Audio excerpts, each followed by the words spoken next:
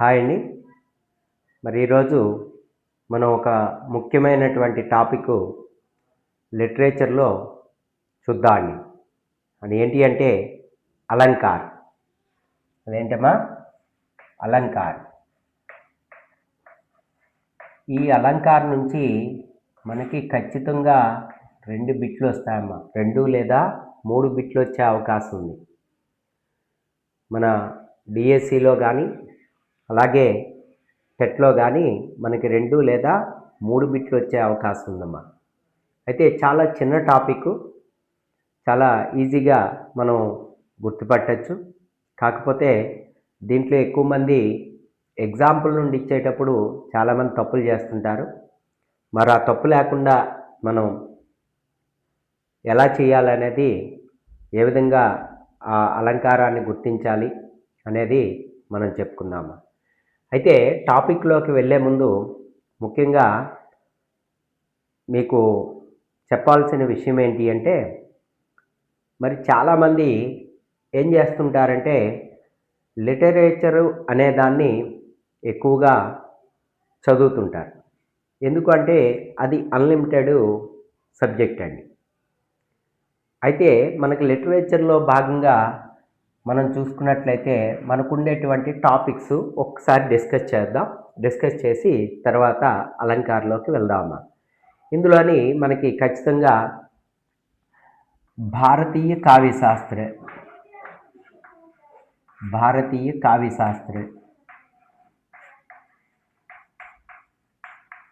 ఇది ఒక టాపిక్ ఉందమ్మా. నెక్స్ట్ అలాగే రెండవది ఏంటి అంటే రస్ సిద్ధాంత్, ఇది ఒక టాపిక్. అలాగే భాషా బోలియాం,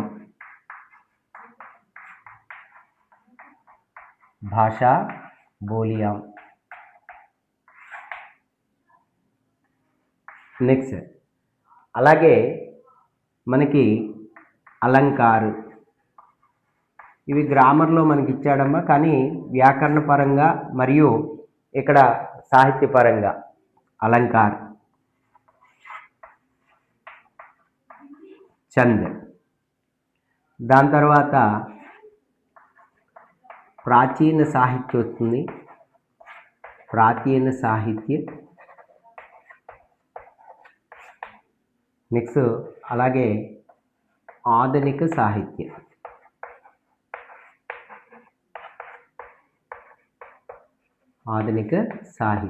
అంటే సాహిత్యక వికాస్, ఆ సాహిత్య వికాసం ఎట్లా జరిగింది, ఆధునిక సాహిత్యం అనేది ఏ విధంగా వికాసం జరిగింది అనేది మనం చెప్పుకుంటాం. అక్కడే మన గద్య విధులు, పద్య విధులు, వాదులు ఇవన్నీ కూడా చెప్పుకుంటాము.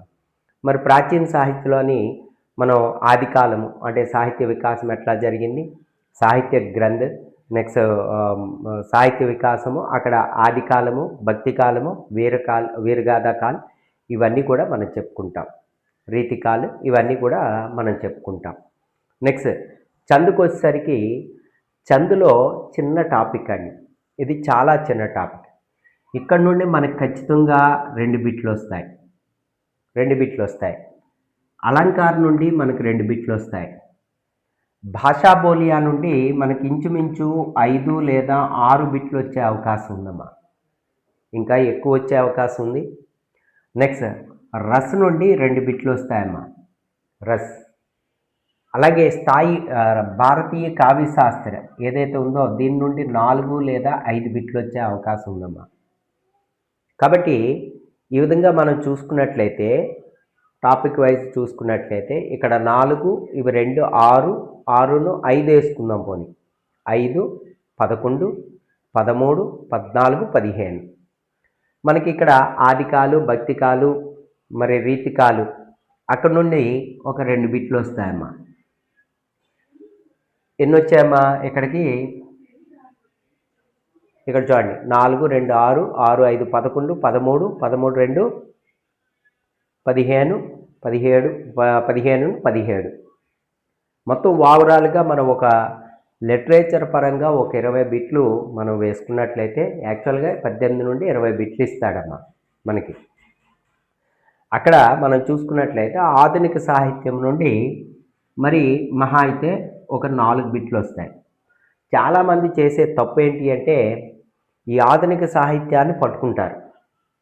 ఈ ఆధునిక సాహిత్యాన్ని పట్టుకొని మరి అందరి తాలూకా నాటకాలు, ఉపన్యాసాలు, నిబంధనలు, గద్య విధ, పద్య విధ ఇవన్నీ వాదులు ఇవన్నీ చదువుతారు. అయితే ఇక్కడ 4 మార్కులే ఉంది. ఇక్కడ మనం వెయిటేజ్ చూసుకోవాలండి. దీనికి లిమిట్ అంటూ ఉండదండి. దీనికి లిమిట్ అంటూ ఉండదు. మరి మిగతా టాపిక్స్ చూస్తే ఒక ఫ్రేమ్‌లోనే ఉంటాయి. ఖచ్చితంగా మనకి లిమిటెడ్ టాపిక్స్ ఉంటాయి. మరి అక్కడ ఖచ్చితంగా ఇప్పుడు ఫర్ ఎగ్జాంపుల్ అలంకార్ చదువుకున్నా అనుకోండి. ఒక లిమిటెడ్ ఉంటుంది కాబట్టి దాన్ని 2 మార్కులు ఈజీగా తెచ్చుకోవచ్చండి. చంద్ 2 మార్కులు. నెక్స్ట్ అలాగే భాషా బోలియాం ఇది ఖచ్చితంగా ఎక్కువ మార్కులు వస్తుంది కాబట్టి దాన్ని కూడా లిమిటెడ్గా మనం చదువుకోవడానికి అవకాశం ఉంది కాబట్టి 5-6 మార్కులు మనం తెచ్చుకోవచ్చండి. రస్ అది కూడా లిమిటెడ్ టాపిక్ కాబట్టి 2 మార్కులు తెచ్చుకోవచ్చు. అందులో స్థాయి భావంలోంచి ఖచ్చితంగా అడుగుతాడు కాబట్టి ఒక బిట్ మనకు తెలిసిపోయినట్టే. కాబట్టి ఆ విధంగా ప్లాన్ చేసుకొని ఈ విధంగా చదివితే మనం వాడిచ్చినటువంటి 20 బిట్లు 18 ఇస్తున్నాడండి. 18 లేదా 20 బిట్లు అని అనుకున్నట్లయితే 20 బిట్లలో ఇంచుమించు మనం 15 లేదా 16 బిట్లని ఈజీగా మనం చేయగలుగుతున్నాం. 15 లేదా 16 బిట్లని అంటే మన ఖచ్చితమైనటువంటి టాపిక్స్ గ్యారంటీగా మార్క్స్ వస్తాయి, బిట్స్ వస్తాయనే టాపిక్స్ని తీసుకొని మనం చదువుతున్నాం. చదువుకున్నట్లయితే ఆ 15, 16 ఈజీగా తెచ్చుకోగలుగుతున్నాం. చాలామంది ఏం చేస్తున్నారంటే ఈ ఆధునిక సాహిత్యము ఇవన్నీ పట్టుకొని దాన్ని పట్టుకొని ఎక్కువ టైం స్పెండ్ చేయడం వల్ల టైం వేస్ట్ అవుతుంది. మిగతా టాపిక్స్ అనేవి కవర్ చేయలేకపోతున్నారు. కాబట్టి ఎక్కడ ఎంత వెయిటేజ్ ఇవ్వాలి, దేనికి ఎంత వెయిటేజ్ ఇవ్వాలి అనేది మనం చూసుకుంటూ చదవాలమ్మా. అంటే అందరూ కూడా ఏంటంటే లిటరేచర్లో ఏదో ఉంది, లిటరేచరు మనం అంటే ఇంకా ఎక్కువ చదవాలి, ఇంకా చదవాలి అన్న భయంతో ఎక్కువగా టైం వేస్ట్ చేసుకుంటున్నారు. కాబట్టి ఈ విధంగా ప్లాన్డ్గా చదువుకున్నట్లయితే మనకి తక్కువ చిన్న టాపిక్స్ ఖచ్చితంగా వచ్చే మార్క్స్. ఇప్పుడు ఫర్ ఎగ్జాంపుల్ భారతేందు గురించే చదివా అనుకోండి, లేదా రామ్ధారి సింగ్ దినకర్ గురించి మీరు చదివారు. అతని తాలూకా రచనలు అన్నీ కూడా కవితలు అన్నీ చదివారు. ఓ 100-200 చదివారు. మీరు 200 చదివితే వాడేం చేస్తాడంటే 201ది ఇస్తాడు. 201 బిట్ ఇస్తాడండి, రచన ఇస్తాడు. ఇంత మనం చదివిందంతా కూడా వృధా అవుతుంది. అందుకనే మనం టైంని మేనేజ్మెంట్ చేసుకుంటూ మనకి ఖచ్చితంగా బిట్ వచ్చే కార్నర్ ఏదైతే ఉందో దాన్ని పట్టుకొని మనం చదువుకోవాలమ్మా. దేంట్లో అయితే ఖచ్చితంగా తక్కువ ఉండి తక్కువ టైంలో లేదా చిన్న టాపిక్ ఏదైతే ఉందో ఆ దాన్ని పట్టుకొని మనం చదువుకున్నట్లయితే చాలా ఈజీగా మార్క్స్ తెచ్చుకుంటామా. కాబట్టి ఈ విధంగా మనం ప్లాన్ చేసుకుంటే లిటరేచర్లో కూడా మనం మార్కులు పోకుండా మనం తెచ్చుకోవచ్చు. ఓకేనమ్మా. కాబట్టి ఇది లిటరేచర్ చదివే విధానం. ఈ విధంగా ప్లాన్ చేసుకొని చదవండి, మీ టైం అనేది వేస్ట్ కాకుండా ఉంటుందమ్మా. ఓకేనమ్మా. సరే, ఇకపోతే టాపిక్లోకి వెళ్దామమ్మా. అలంకార్ ఇందులోంచి మనం 2 నుండి 3 బిట్లు వచ్చే అవకాశం ఉందని చెప్పి అంటున్నాము. ఒకటి పరిభాష నుండి ఇవ్వచ్చు, లేదంటే రెండోది మనకి ఒక పంక్తి ఇచ్చేసి ఆ పంక్తిలోని ఏ అలంకారము ఉపయోగించాడు అని అడుగుతాడమ్మా. కాబట్టి अलंकार शब्द की उत्पत्ति 2 धातुओं से हुआ है, अलम प्लस कृत। अलम प्लस कृत। अलंकार शब्द की उत्पत्ति संस्कृत शब्दों के 2 धातुओं से हुआ है। मरी इन शब्दों का शाब्दिक अर्थ क्या है? अलम का अर्थ है आभूषण। अलम का अर्थ क्या है? आभूषण। कृत का अर्थ है करने वाला, करने वाला అని అర్థం అమ్మ.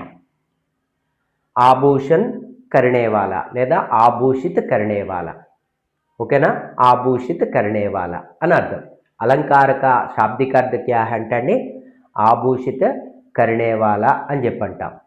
మరి మనది మామూలు పరిభాష చెప్పుకున్నట్లయితే భూషిత్ करने वाले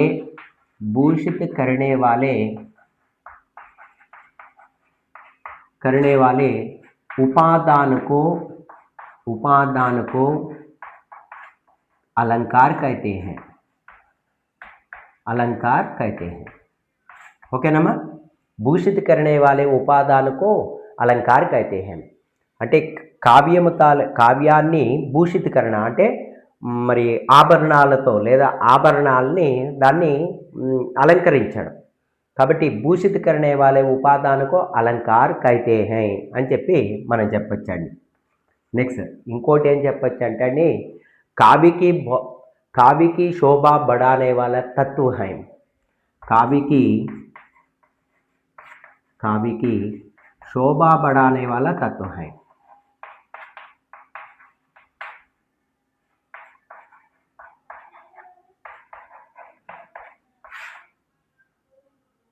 शोभा बढ़ाने वाला तत्व है. ఓకేనమ్మా. కావ్యం తాలూకా శోభ అంటే అందాన్ని పెంచేటటువంటి తత్వమే అలంకారము అని చెప్పంటాం. ఇవి శాబ్దిక అర్థండి. అంటే అలంకారం అంటే శాబ్దిక పరిభాష.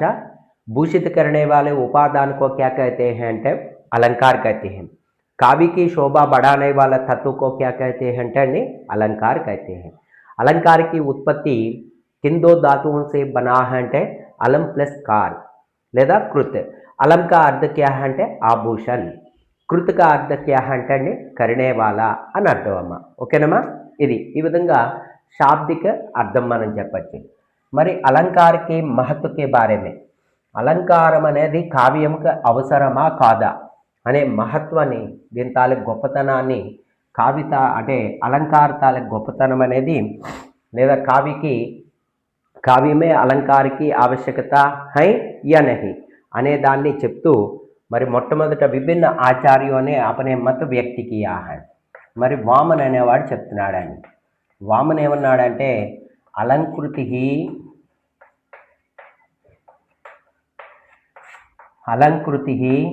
अलंकार है.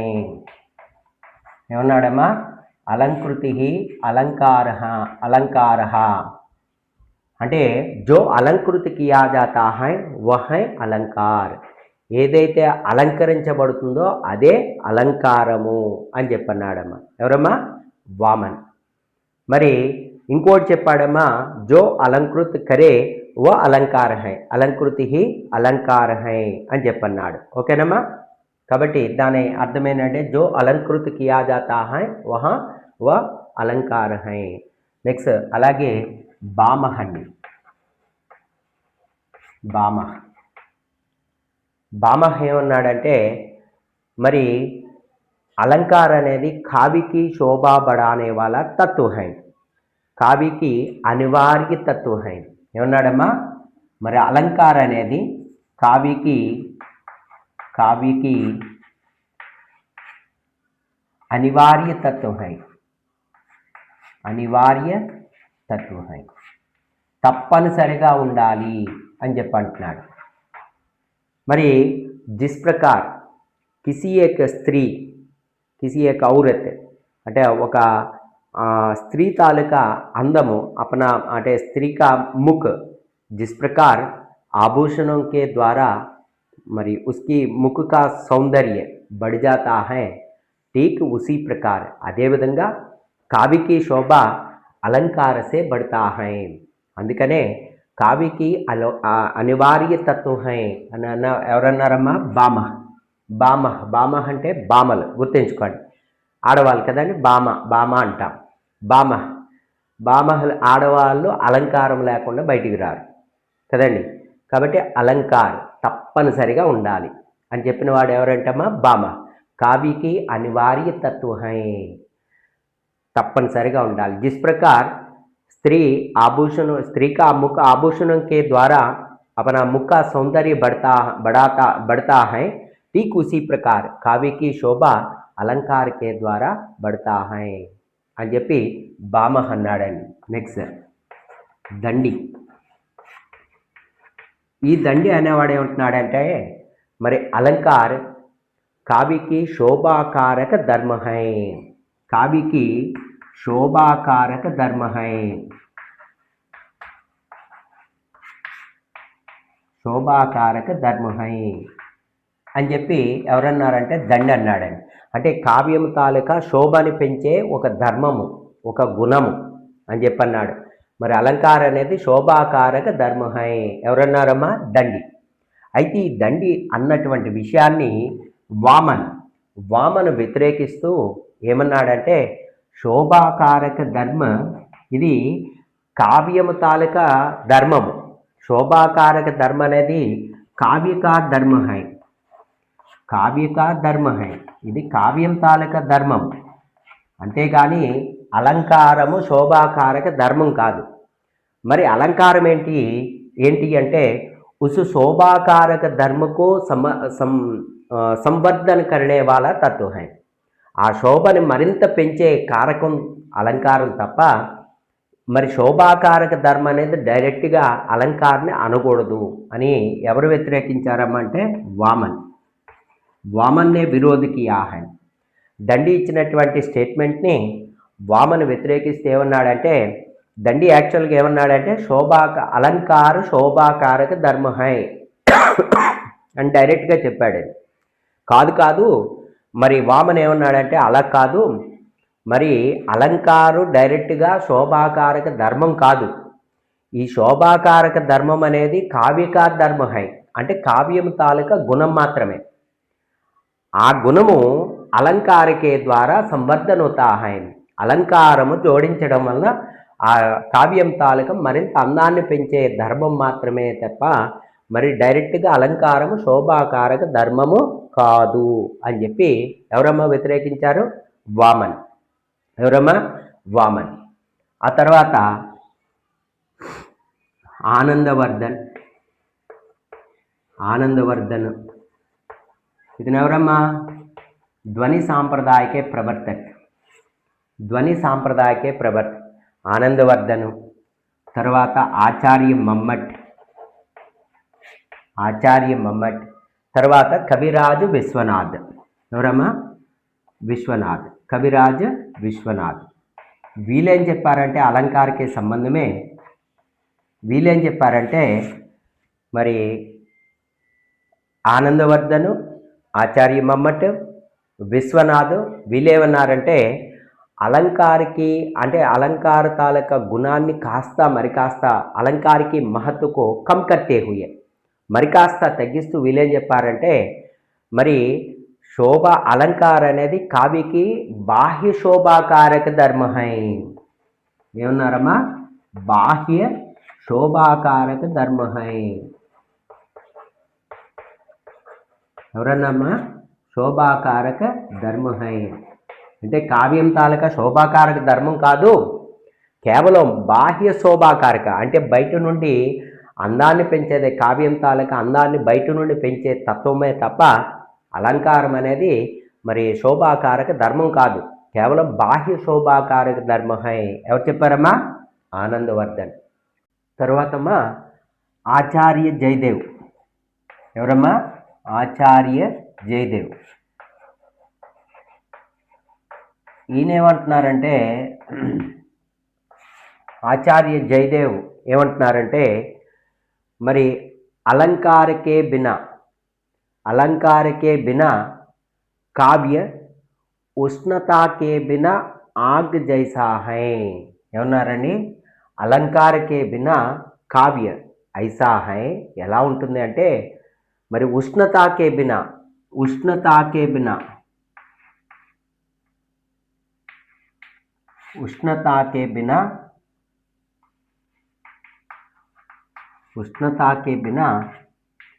అగ్ని హై,